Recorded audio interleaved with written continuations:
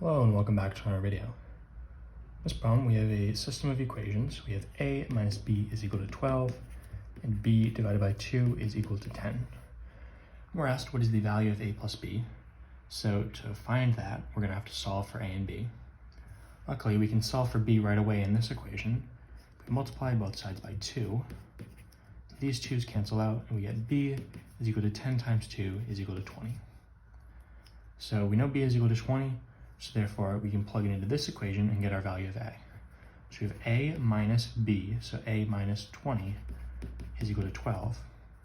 And now to solve for a, if you add 20 to both sides, we get a is equal to 12 plus 20 is 32. So we know a is 32 and b is 20, so a plus b is equal to 32 plus 20 is equal to 52.